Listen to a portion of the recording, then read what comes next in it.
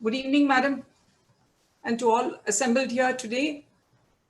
It's a very proud privilege and honor to extend a very warm welcome to Dr. Kiran Bedi, Honorable Lieutenant Governor of Puducherry, on behalf of the WBFI fraternity. An iconic women leader of our times, having a towering, inspiring, and empowering presence in all walks of life, we could not have had a better person than you, madam, to kickstart the motivational talk series for the WBFI family, especially during COVID times, where field-based athletic sports has taken a beating. The participants are eager to hear you for as long as you can, madam. It was less than a month ago that I stepped into the shoes of Miss Madhavi, my illustrious predecessor in office, the former president, and among the founding members of WBFI. We have in our presence all the national players, male and female, men and women's teams. We have the EC, Executive Committee members of today, and also the preceding team. And we also have the coaches, the referees, and the classifiers attending the session, while all others are on live stream Facebook. Ma'am, without much ado, I request Ms. Madhavi to speak on this occasion, and thank you very much for sparing your very valuable time for us. Thank you. Madhavi, you can start. Honorable Lieutenant Governor Dr. Kiran Bedi ji, Bhamati Madam, Lee, and WBFI members, and especially our dear players. Really, it's an amazing day for all of us for having such a dynamic leader amidst all of us. Madam, in 70s, early 70s, in most of the parts of our country, a lot of debate was going on whether women education is required or not. At that time, you became first woman IPS officer and started functioning with great dynamism and commitment. In those days, for all our girls, that generation girls, whenever anyone told that being woman, you can't do this one, then immediately we used to show you as an example. So I am very much thankful to Bhamati Madam. After so many decades, I got the opportunity to thank you in person. Okay, at least virtually. Madam, I know that you are a sports person and won many medals at international level. I need not tell you about the benefits of sports, but I would like to share with you a few additional benefits for persons with disabilities to participate in sports. I would like to give you the example of Puducherry players. In March 2019, when we organized the camp, through one NGO, we could get some persons with disabilities to participate in that camp. First time when we saw them, they were in negative mood, complaining about so many things, why they were like that with this type of disability, and nobody was supporting. Like that, so many negative thoughts were there in them. After 2 days camp, there was an amazing shift from that negativity, positivity. After observing all of us sitting and playing in wheelchairs and working, we have jobs. After seeing all of us, they started thinking that they can also do. And after 3 months in 6th National, when they participated, we could see a great improvement in their performance without even having sports wheelchairs. They got a great coach Bala with them. So he brought great transformation in them in performing that sport. And they got even best emerging team award from the hands of our Honorable Sports Minister of India. So after that, they started collaborating with so many people. Finally, they got 14 sports wheelchairs with the support of Puducherry government. So now they know what they need, and they also know how they can get the things done. So that type of empowerment this sport brought in their lives, madam. A great person, like a dynamic leader like you, senior leader like you, come forward to support our players. Definitely they will get more benefits, madam. Once again, thank you so much for giving the confidence to earlier generation, our women, on behalf of our entire generation of women, I am thanking you. Thank you so much, madam. Ma'am, may I request you to kindly address the audience? Thank you.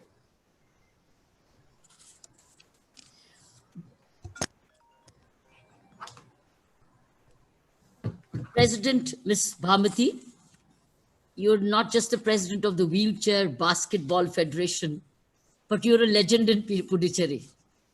Oh, thank you. I didn't know that. My OSD, Mr. Niti Das, I don't think a day is missed when he somehow or the other does not recall you. Your contribution in the administration and how you comparatively dealt with, because we have comparative political situations.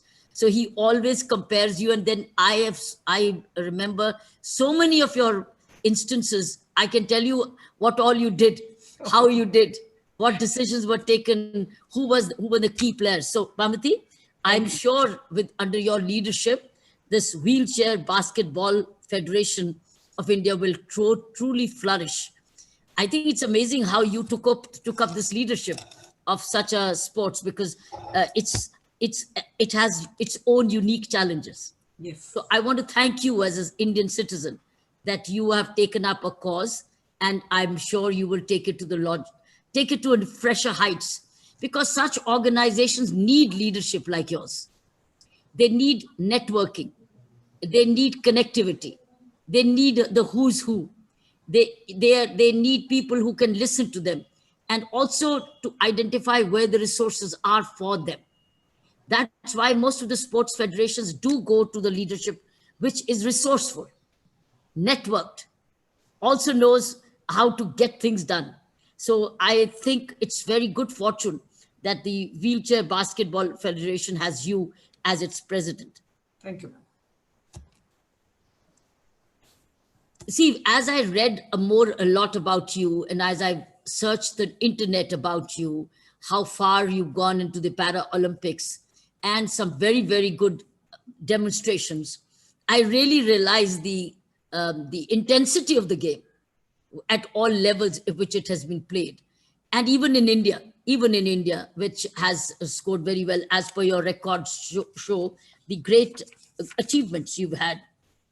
Amazing achievements since then, winning the national championships, the next 6 national championships, and an exhibition match with Thailand team. So you've really done exceedingly well. I would say that playing basketball in a wheelchair is exceedingly courageous. I think it's exceedingly laudatory. I think playing any game despite his disability, and in this case, it's a physical disability, it's absolutely laudatory for somebody to have a very positive attitude and then get onto the wheelchair and play basketball. I can understand playing music, all right, playing sitting around and singing, but this is challenging, where you are all the time mobile, and you're very have to be very quick on responses and play a game to win or lose. So therefore, I would say my second part, after saying thank you to you and to say that the organization is very good hands, is that let me salute all the players who are participating in the wheelchair basketball as a game, and also going to competitions. So my second thing is, I salute you all for this courageous bravery, that you came out of this physical disability and you were in no way less. Others are running with the legs on, you're running with the wheels on. So you have not in any way held yourself back. I think that is where you need to be saluted. Third thing is, as Madhavi said, that you came out to the negativity. You had a choice to say, Baki kar sakte, main nahi kar sakte. You are saying, I'm less than nobody else. I have a disability. I had it for whatever reason. I'm not going to live in this disability, but I'm going to come out of this negativity. That's a very important attitude of life. As I said, in life, every day we make our choices. Some count their blessings and some count their deficiencies. You have decided to count your assets, that the fact that you are throbbing and that you are a living creature and that you are healthy and you can decide for yourself, you can digest well and you can sit on it, and now you can play. Fourth thing is that you're networking. what the biggest benefit of any sport like this is that you're no more alone. You are together. You have an expanded family. Not only is your mind fit, not as you are you keeping your bodily fit, you are also giving, you are networking and you have friends and you're not alone. And you are living your life on your terms. So I think these are very creditable things for any sport. But in particularly, this is the first time, Bhamati, that you are making me address a group of sportsmen and women who are despite against odds that they are into such. It's very easy to address a tennis championship where everything's going the right way, or cricket which is going the right way. But having a Paralympic and then who are surmounting their inadequacies and then trying to emerge as champions in their own lives, I think is much more creditable for we as ordinary mortals who've had it all and done it all and think we were the heroes. No, I think you are the real heroes of the show who have left the disability issues behind and then decided to take on the challenge and then practice and play. Fifth, my point is, yes, it's an expensive game because you need a very oriented wheelchair. It's not an ordinary wheelchair. It's a wheelchair with the right kind of equipment. And you need that kind of which is maneuverable, which has got the right gears so that you can maneuver and play the game. So therefore, it's not a simple racket that you need. You need a team, you need more wheelchairs, you need a ground, and you also need to be trained how to play because the rules of the basketball game and a wheelchair and others are different. So you need the right coaches also. So not only do you need the attitude, you need an organization like this to back you up, and also the resources which can come through the organization. So I would say that I'm truly inspired myself in seeing how such an organization has been brought together, is being built and being motivated to stay ahead of its time and to be ready and to express itself. My last thing which I would say in a sport is that remember that you don't play to win a medal. You play to win within yourself. When you play to win, you are giving yourself the right kind of elements in your brain, which give you a high of achievement, a sense of accomplishment and achievement. So we don't play it always to win a medal. We play to medal for ourselves, give a medal to our internal medal. Because when you are doing the right thing, you are in a positive environment and you are physically fit and that you are in a positive network of friends, etc. I think it's giving yourself a very positive vibration to continue living your life effectively, energetically, productively. So I would say that while I salute the heroes, I would say, yes, it's an expensive game. And I think, Bhamati, you have a very major challenge. How do you raise the resources? How do you connect them with the resources so that they have a ground, networked, wheelchairs, coaching, and the equipment which goes along with it? It's a salute to the attitudes, your attitude, decided to head such an organization. It's not ordinary because it's going to be a demanding organization. You'll have to generate a lot of resources. And I have no doubt that with Mr. Kiran Rijiju as the minister in charge in Government of India, you could not have had a more positive person in sports. So here is a time when you can ask for him for anything you need and he will provide you. And you know how to connect with him and get it from him. And I'm sure he'll appreciate that the money which the Government of India gives goes into the right hands. The real challenge of any sports organization is where does the money go, which goes to a federation. So once the Government of India and a person like Kiran Rijiju knows that what is given to the federation will go to the person for whom it is meant, I think you will not feel short of such resources. So I would think you are in my message to the sportsmen and women of the wheelchair basketball team and the players and the champions is that I'm sure, I don't know how you got Bhamati, but you couldn't have got a better leader than her, who now can work with Mr. Kiran Rijiju, whom I personally know and have great respect for, is to get the maximum out of him, because wheelchair is an expensive game, but the government has the resources these days to provide this. It will be great if you can take this also sometimes to the rural areas or tier 2 cities and tier 3 cities where they see this kind. It revives an attitude to life. I think more than when the people with any disability, but they surmount their physical disability and they rise above and do better than those who have all so-called in place. I think it's a message to all of us people like us is that you can never say die. Every day is a new way of living and every day is a day of achievement. So I would say thank you so much, Bhamati, for giving me this opportunity.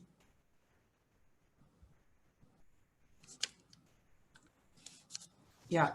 Thank you so much, ma'am, for those very inspiring words. And it's always a question of attitude that takes us a long way. To reach altitudes, we need attitudes. And I think your point made the point so well. And it has impressed us a lot. Ma'am, we have some questions from the participants. And I would request Mr. Lee, who's our Secretary General, to raise all the questions and you can respond to them, ma'am. Yes. Is that okay? Yes, happy to. Yes. I received the questions from our, so I have them. It's been vetted by, yes. Mr. Lee, kindly go on. Good evening, ma'am. And thank you so much for your encouragement. In wheelchair in India, we have a phrase that says wheel to win. So that's been our motto, where we wheel, use all our energy, and like you said, win the medals and trophies within us, and then the outward appears. All right, ma'am. So the first question that I have for you comes from Ms. Madhvi Lata, the former president and founding member of WBFI. And her question is, how can senior administrative and political leadership create an enabling environment to provide equal opportunity and recognition to para-sports persons? See, I'm not too sure whether you can always club administrative and political leadership on the same page. It's a bonus when you are on the same page. Sometimes administratively we plan differently and political leadership has its own priorities. But the moment they are together and you have a sports-oriented environment, then the sky's the limit. Then there's no shortage. But if they are not in alignment, then you do not have opportunities. I am saying this out of my last 50 years of experience as a sportswoman. 50 years. I started my playing tennis at the age of 9. And my first national tennis championship victory came as a national junior. And I've seen federations, I've seen the governments, I've seen political leadership all these years. So it goes back to almost 60 plus years. So when I'm saying how can senior administrative and political create an enabling environment, in fact, it is in their hands, provided they put systems in place. And systems in place cost money. Like, for instance, you would be surprised to know that Puducherry still does not have an exclusive sports department. We do not have director sports here still. We do not have systems in proper coaching for coaches to be recruited. So the point here is, where is the problem? Problem is lying both in administrative and political leadership. But they both have to be in alignment. Only political leadership doesn't help. Only administrative leadership doesn't have. Both have to combine to provide the right kind of policies and funding. So therefore, but as I said, it's not always possible. At the moment, what is happening in Government of India? You have both political and administrative leadership. That is why you're able to have so much happening. And in fact, they're asking the states to say, take from us, but the states are not ready. They don't have systems in place. The administrative goes into civil services, hands of the civil services, and political leadership goes into the hands of the elected representatives. Elected representatives have their own levels of priorities and integrity. They also have their own levels. Therefore, an administrative sometimes is weak on ground. As I explained to you, I spoke to Director Sports just before I decided to come and speak to you. And he too was lamenting that, madam, even though we get a grant, but our department is about 2-3 people, and we are not in a position to coordinate. Yet, question here is that who takes that kind of collective leadership, but then follow through? You can take a policy decision, but who follows it through? There's a follow through. Policy announcement is the easiest thing. Implementation is the real challenge. And in the implementation, you need systems, you need training, you need financial resources, you need all kinds of strategies, and you need partnerships, you need collaborations, and then you need a follow-up of everything. So I would say my short and long answer to your providing equal and recognition to para sports, how can senior, is it does not matter whether it's para or not para. It's sports. For me, you are a sport. You are a sport. You are not para, you are sport. You may be calling yourself para, but it's a sport. But it is the heart and soul combined teamwork of administrative. Where the link is missing, it does not happen. Where the link exists and the priority is there, resources can be found. That would be my answer. So there's no guarantee that you have the system, administrative and political, and you will have this. No, that is why the federations play a very important role. Federations drive the change. Federations challenge the administration. Federations challenge the political leadership. But there's also political alignment issue. If you're not politically correct for the political leadership, they'll not support you. So there are lots of ifs and buts in this. So you got to be all the time navigating. You're always navigating. Some come across a roadblock, and somewhere it will be a smooth flow. It will happen. So, but you certainly need both, and you need the federation, and you need to see how do you get things down, despite obstacles sometimes. Okay, thank you, ma'am. The next question comes from Miss Nisha Gupta, who is a player on the national team, and her question is: what modalities do you visualize to create, improve, and enhance accessibility and transportation facilities for wheelchair users or other physically challenged person? This naturally flows from my answer for the first question. Where there's a political will and an administrative system and an acumen in place, and there's a priority and there's a linkage with the federation, then comes the question of resources. Then it's a question of financial resources and material resources. Now it's a question of budgetary allocations. If you made budgetary allocations and you have a system which can put in place, why not? But if there's no budgetary allocation then, and where all of them are starved of funds, then states will always keep this as a lower priority. They will, because every time it's more political. This is not politically popular. Look, if I give a midday meal, I'm reaching out to a few thousands and hundreds, and I get a vote bank.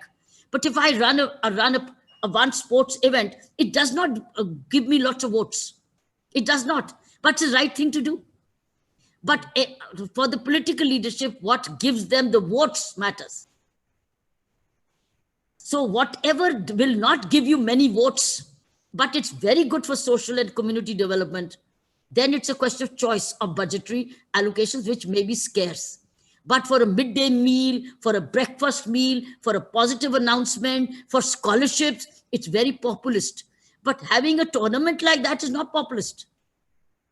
Therefore, it has to be a preference. Therefore, it has to be an allocation. If funds are not allocated, you may be wanting it, but you don't have the money. So therefore, budgetary allocation is the key. Therefore, when you're talking about visualize creating enhanced accessibility and transportation facilities, it's all cost money. But if you have no allocation of money, how will you do it? Therefore, budgetary allocation in the budget, it's like education budget must incorporate a section as sports budget. In the sports budget, again, there has to be allocation to games which are popular. But if you've not done any allocation, even if it's a sports budget, doesn't matter. But if it's a preferred game, they will allocate. Otherwise, they won't. They say no money. That's why the federation received the grants from Government of India. They're called grants in aid. But you need a authentic, audited federation to receive grants, also which is united, so that, and also honest by itself. Government of India will also give you a grant only if they trust you that the money will go where it should be going. So it's all about integrity in finance, whether it's a federation or whether it is the government system. But allocation is the key. If there is no budget allocation, you will have no way. They'll say yes to you, but it will not happen because there's no allocation. So the only option is go to community social responsibility, corporate social responsibility. And that sponsorship then helps you and you get it. So that's the fourth option where community steps in for a cause. So causes can support you, and many sports are running on supported causes of certain corporate houses. So corporate house is always your best bet. So having good leadership in the federation, which is resourceful, can get you corporate social responsibility, which also gives them tax benefits. Or they can give you in kind. Somebody can give you transportation facility. Somebody can donate a wheelchair with sponsorships. So you can get wheelchair in sponsorship. You can get transportation sponsorship. You can get playground available. So you can do a hybrid. So making a hybrid works.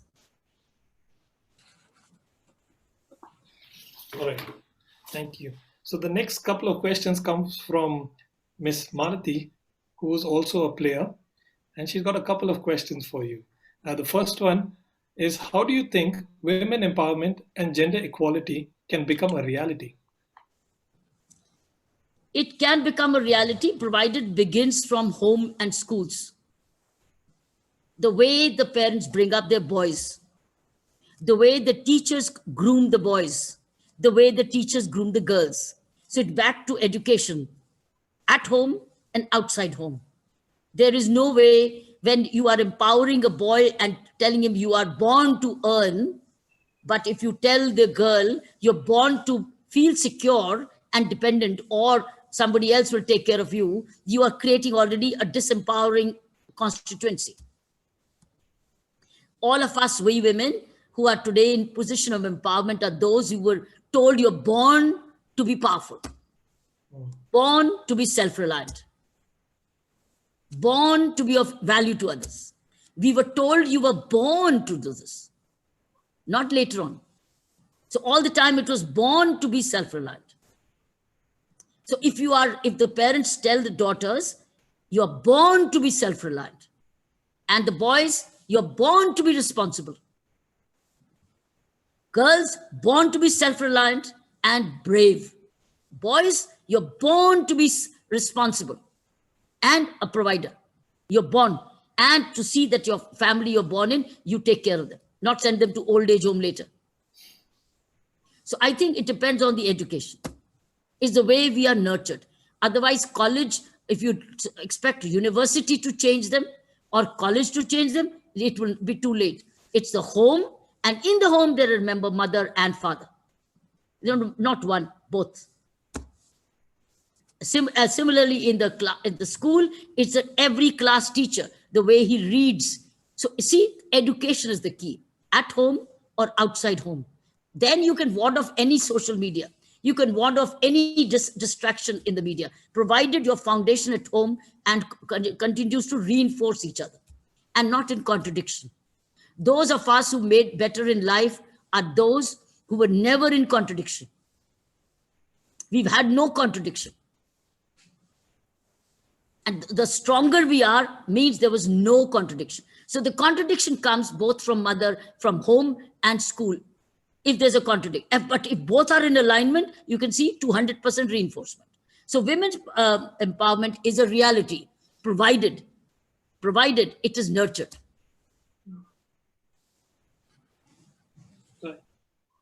Thank you, ma'am. I think the next question also is in line with what you just said, is what advice would you give the next generation of women leaders?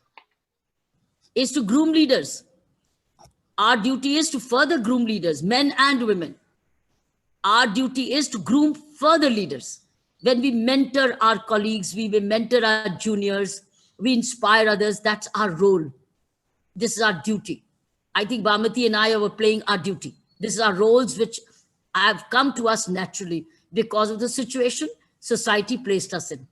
So our duty is to continue to transfer whatever our experience and learning is and keep inspiring people. So it's our responsibility and our duty to transfer the experiential skills of empowerment, whether at workplace or at home or in the society as a whole. Therefore, people like us must continue to travel and connect and communicate with the younger generations.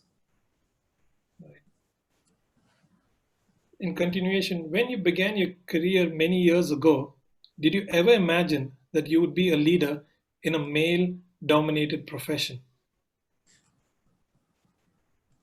When I was growing up, I was already a young leader because I was a big help to the boys who couldn't do many things which I could. I could get reservations done by standing in the queues. I could get expenses from the federation who were not giving us our expenses. And I would raise my saying, why are you discriminating? Why are we badly lodged? I was already a leader. Why? Because I was being groomed to question the wrongs or question injustice. And boys were still, some of them were afraid to speak. I was not afraid to ask.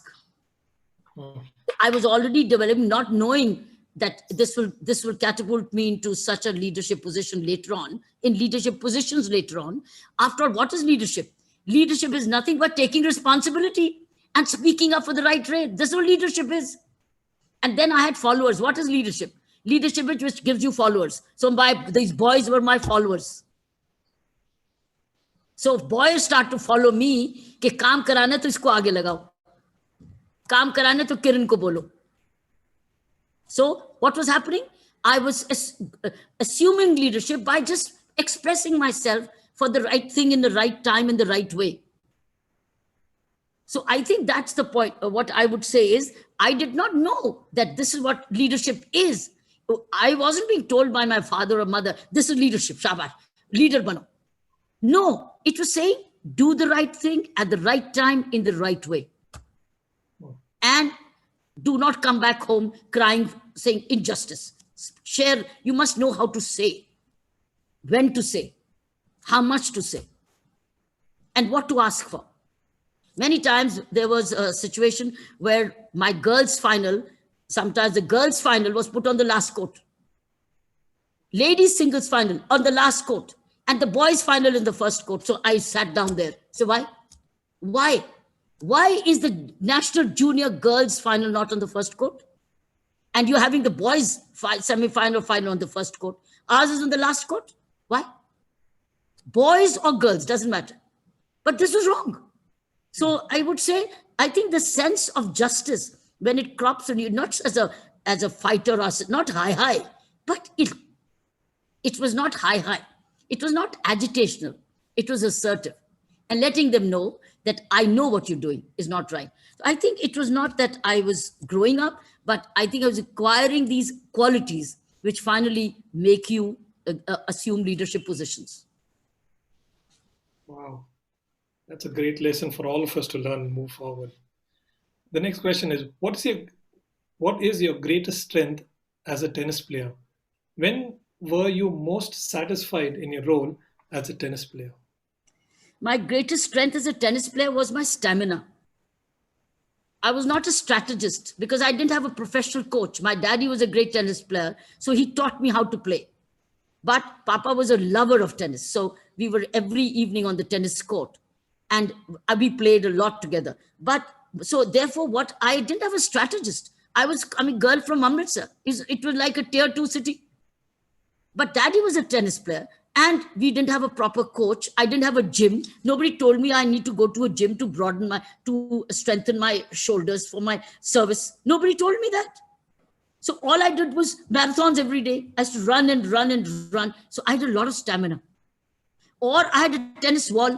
I used to keep hitting the wall. Turn nahi mili, keep playing for 1 hour against the tennis wall. Go on playing forehand cross court, backhand cross court, drop shot over it against a tennis wall, against a wall. So my strength was stamina. And when were you satisfied in your role as a tennis player? I think when I won the Asian tennis title. That was the peak of mine, when I was truly reached my peak, when I won the Asian tennis title. Imagine tier 2 city without a professional coach, daddy as my as a trainer, and my stamina as my this thing. It's only later on I realized, and I never had imported tennis rackets at that time. While the persons I was competing with had parents traveling overseas who would bring the best of the tennis rackets and best of the tennis kits. I neither had a foreign-made tennis kit, nor did I have a foreign-made tennis racket. I used to play with the Slazengers and Simons made in Allahabad factory by a brother called Banerjee's. So they used to gift tennis rackets to me. And that's how I played. So I played with not the best of the equipment, but I had stamina, and I had the determination, and I had the concentration, and I won the Asian tennis title, beating those who had the best of the equipment. And they also had a tennis coach. Calcutta had, Madras had, Mumbai had. Delhi had very little. I was in Amritsar. But coming from Amritsar, I went on to win the title, all because of these that grit. They all knew that if I take them to the 3-set match, they will lose because I had the stamina. So they knew if you beat her in first 2 sets, otherwise 3rd set, you're going to lose. But in tennis, Asian tennis title, I did not give anybody a chance to take me to the 3rd set. I beat them straight sets. Wow. So that's how, I think that was a lesson learned at that time. Next question. What was the most difficult situation you found yourself as a tennis player, and how did you overcome the problem?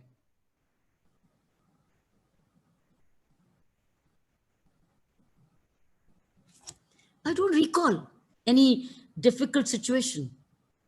I don't recall a difficult situation. And how I overcame, all I know is we used to travel 2 nights and 3 days in a train from Amritsar to Trivandrum. 2 nights, there was 2 nights, 3 days. There was long and full of coal engine. Coal, we were all coal. This is all coal, everywhere coal. And as we got down the train, we were saying, your tennis match today, Shamko, evening you have a match. My God, we were still swinging in our mind and body, and we were asked to go start your match. So I don't know whether it was difficult, but I think that was challenging. So imagine 2.5 days travel, Amritsar to Trivandrum all the way, play a South Indian Championship, and then again travel 2-3 days back by train and coal engines. Now it's different. The world is totally different. We've gone through those great times, but were they difficult? Oh yeah, difficult times where we never had a berth.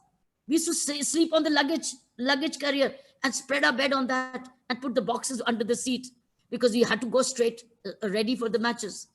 So was it difficult? I don't think it ever hit me it's difficult.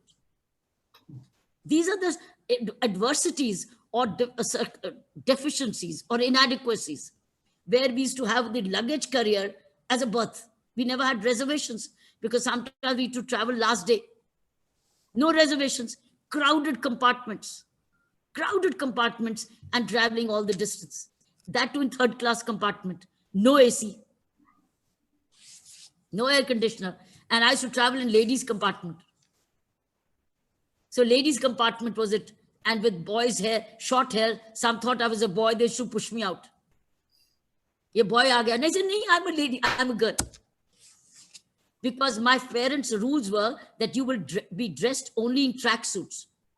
You will not be dressed in anything, no earrings, nothing, short hair, track pack. People should keep guessing you whether you're a girl or a boy.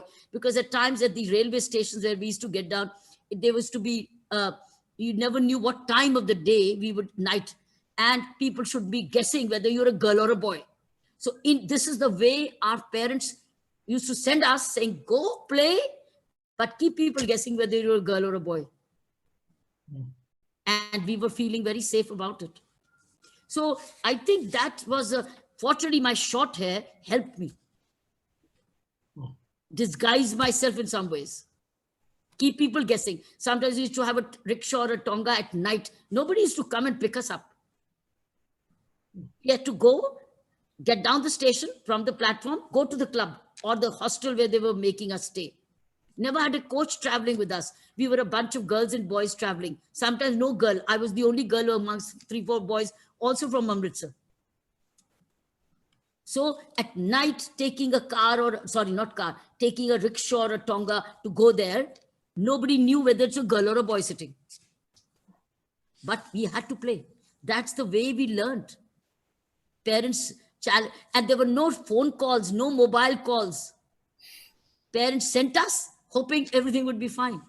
Look at the kind of risk my parents took at that time with us girls.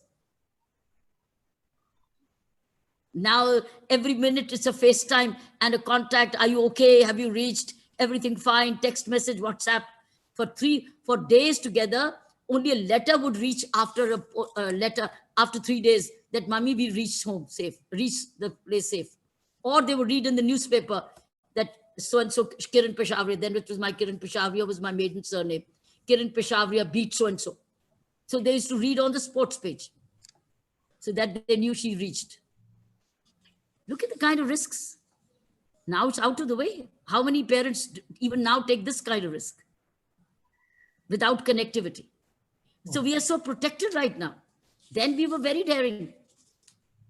I think that daring played a very major role in helping me get daring as we grew.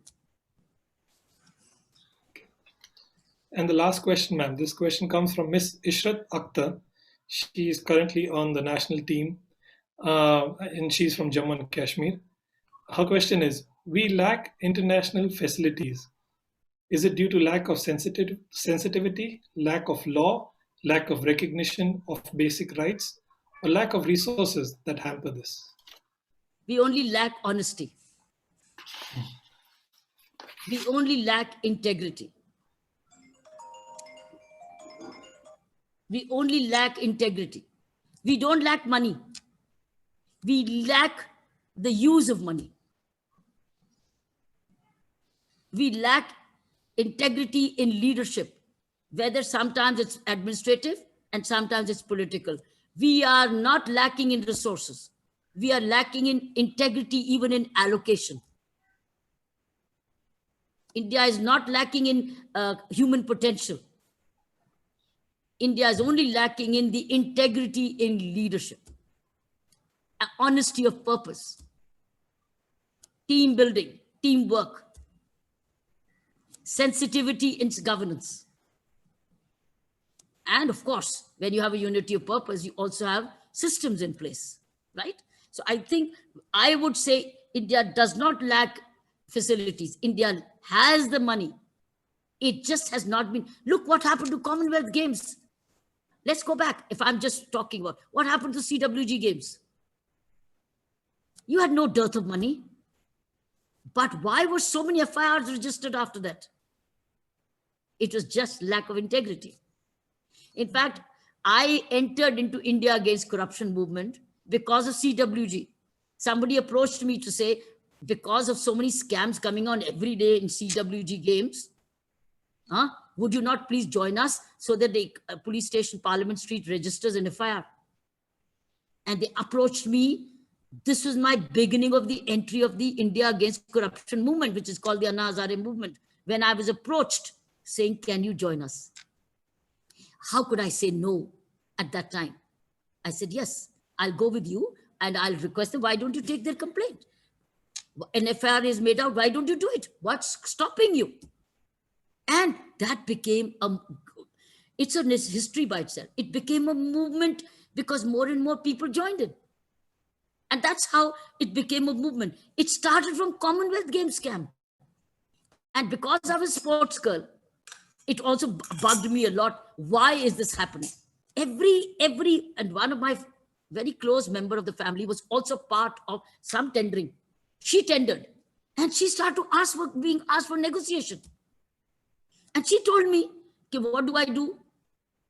What do I do? I said, get out of it because you're not going to pay. Get out of the system. You do something else, but you're not getting into this business. You're not into this. Imagine somebody very close to me firsthand told me. So it's not that we were, and there was no dearth of money in the Commonwealth Games, but what happened? the way we spent. So it's not that we do not. Number two, whatever we have, we don't use them well. Whatever we have, we don't use them well. They're lying underutilized.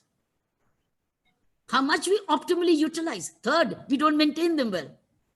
We don't keep money in maintenance.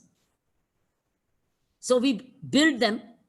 Many structures, even in Pondicherry, are lying unutilized, incomplete, overruns, no money to complete. So it's not that it is all integrity and administrative leadership, both political and otherwise. So, and I'm not talking about only Pondicherry, I'm talking generally, because I've seen administration across the length, and I've talked about Commonwealth Games, which I became a part of getting matters corrected. So I would say this is it. India does not lack international. India does not lack families. It does not have lack of talent. You just have to go area-wise talent. Boxing, fencing, athletics, wrestling, hockey, tennis. Everywhere you have an area which generates its own champion. Chess. South is very good in chess. South is also very good in tennis. Punjab is very good in hockey. Northeast is very good in boxing. Another area, archery, fencing, are very good in tribal areas. You just have to nurture them. And that's exactly what our present system is doing, present minister is doing. It's not that we don't have it. Certain things don't need international facilities. They don't need. They just need an environment and environment and care and provisioning. So I think it's not that, but we also need internet, best of the grounds, best of the facility. We do. Some are resource intensive. That's true, but we don't maintain them. We don't upkeep them. We don't have the money. So it's again money. Where's the money gone? Money's got diverted. So it's the integrity of character.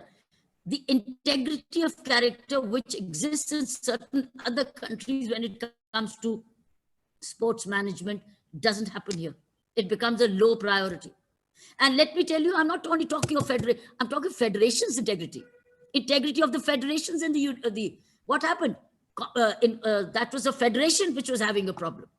So federations also suffer. I've also seen my sports association, Lawn Tennis Association of Punjab. I know how it was being dealt with. I know it. So therefore, friends, we've all experienced. So either sometimes you run into federation problem, or you run into administrative, or you run into political. Sometimes you run into resources. That's what and despite that, India is producing champions of another kind. Full credit somewhere goes to the family, somewhere goes to the state, somewhere goes to the individual concerned, somewhere goes to support system. It is all selective. Amrit Raj brothers are 100% product of their own family.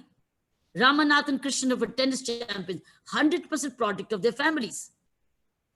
Sania Mirza is a product of a father. After that, the state stepped in. So I think you can pick and choose who is a product of what. Family or association or the state government help or he or she himself. Now, many badminton champions in Hyderabad are product of Gopi's academy.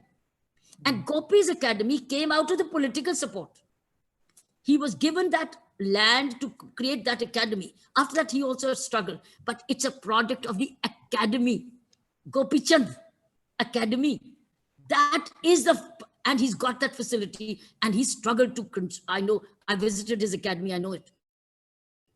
So I think it varies from place to place.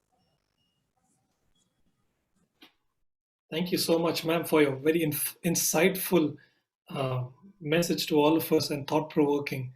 And we will try our best to stand up to a high level of integrity, as you have mentioned. Thank you so much once again for giving us your valuable time on behalf of WBFI and all the players, coaches, and referees, classifiers present here. I just want to say a big thank you to you and for sharing your experience and your life. Thank you so much, ma'am. Thank you, entire WBFI and the entire team for giving me such a wonderful opportunity. Thank you, Bhamati, for giving me this opportunity. More than you, my OSD, Mr. Niti Das. Thank you. Thank you so much, ma'am. And I want to thank Mr. Das, Ms. Asha Gupta, Mr. Joseph, and the entire team for having efficiently coordinated with our team. Our team is not seen here. It's Akash and Aditya. And thank you so much for being with us. And I think we'll take forward, you've laid the path for us and given a different perspective for all of us to follow. Thank you so much. Thank you so much, ma'am. Thank you. Have a great day. Namaskar. You too. Thank you. All of you too. Thank you. Thank you, Bhamati.